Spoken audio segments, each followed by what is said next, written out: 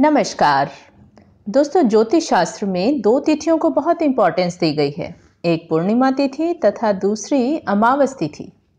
पूर्णिमा पर चंद्रमा का प्रभाव बहुत अधिक होता है, वहीं अमावस तिथि पर चंद्रमा बिल्कुल प्रभावहीन, प्रकाशहीन और अस्त होता है। असल में अमावस के दिन सूर्य तथा चंद्रमा एक ही राशि में होते हैं और जब ये दोनों ग्रह एक ही राशि में समान डिग्री पर होते हैं तब पूर्ण अमावस की तिथि होती है।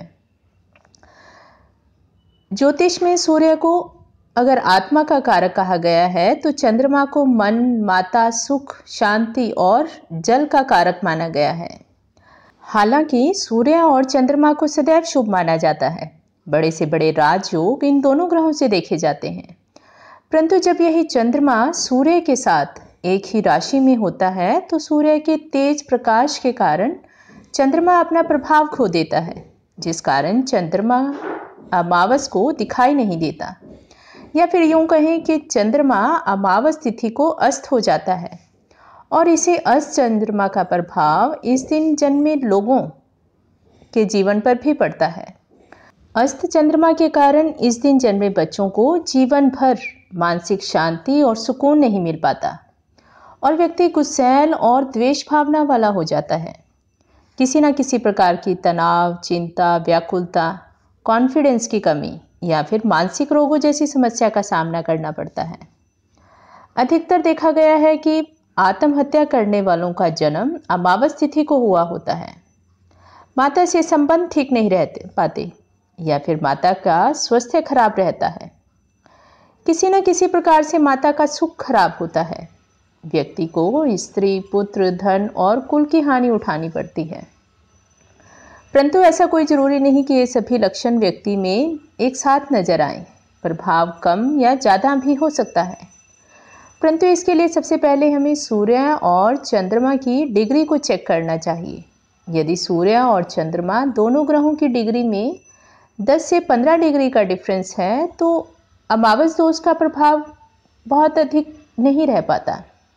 या फिर यदि कुंडली में सूर्य और चंद्रमा की युति मेष, कर्क और सिंह राशि में हो तो अमावस दोष का प्रभाव ज़्यादा नकारात्मक नहीं रहता, क्योंकि मेष में सूर्य उच्च राशि के होते हैं और सिंह राशि सूर्य की सब राशि है। कर्क राशि चंद्रमा की अपनी राशि है। वहीं यदि सूर्य चंद्रमा की युति वृश्चिक राशि में हो जिसमें चंद्रमा नीच के हो जाते हैं, या फिर तुला राशि में हो जिसमें सूर्य की नीच राशि है, तो यह अमावस दोष कुछ कष्ट अवश्य दे सकता है। कुंडली के 6, 8, 12 भाव में भी सूर्य तथा चंद्रमा की युति को शुभ नहीं माना जाता। यह अमावस दोष और अधिक कष्टकारी बन जाता है जब कुंडली में सूर्य चंद्रमा के साथ शनि, राहु, केतु भी बैठे हों, तो यह दोष व्यक्ति के जीवन को एक प्रकार से ग्रहण लगा देता है और व्यक्ति जीवन भर कष्ट और संकटों से जूझता रहता है। अमावस तिथि पर यदि बच्चे का जन्म अनुराधा नक्षत्र के 3 या 4 चरण में हुआ हो तो इसे सर्पशीष योग कहा जाता है, जो बच्चे के लिए दोषपूर्ण साबित होता है। इस दोष के निवारण के लिए भगवान शिव का रुद्राभिषेक किसी योग्य ब्राह्मण से जरूर करवाना चाहिए। अमावस तिथि को क्योंकि चंद्रमा बल और प्रकाशहीन होता है, जिस कारण वातावरण में बहुत सी तांत्रिक शक्तियां विद्यमान होती हैं। इस दिन बहुत सी तांत्रिक क्रियाओं के कारण जैसे मारण, मोहन, वशीकरण या फिर तंत्र मंत्र जैसी गतिविधियों के कारण नकारात्मकता का प्रभाव बहुत ज़्यादा होता है और ऐसा माना जाता है कि इसी नकारात्मकता का असर इस दिन जन्म लेने वाले बच्चे पर भी पड़ता है। परंतु यदि बच्चे का जन्म शुभ राशि या शुभ नक्षत्र के प्रभाव में हो तो व्यक्ति जीवन में बहुत तरक्की करता है और उसे सब प्रकार के सुख मिलते हैं। दूसरा, ऐसा भी माना जाता है कि जिन घरों में पितृदोष होता है उन घरों में अमावस के दिन बच्चे पैदा होते हैं। इसलिए इस दिन जन्मे बच्चों को अपने परिवार के लिए पितृकर्म तथा श्राद्ध अवश्य करने चाहिए तथा अपने परिवार के रीति रिवाजों को जरूर मानना चाहिए। अमावस दोष को दूर करने के लिए जातक को चंद्रमा के प्रभाव को बढ़ाना चाहिए, जिसके लिए व्यक्ति को अधिक से अधिक सफ़ेद वस्त्र पहनने चाहिए या फिर अपने पास सफ़ेद रंग का रुमाल रखना चाहिए। इसके अलावा भगवान शिव का व्रत और पूजन करने से भी जहाँ चंद्रमा को बल मिलता है, वहीं पितृदोष में भी बहुत हद तक शांति मिलती है।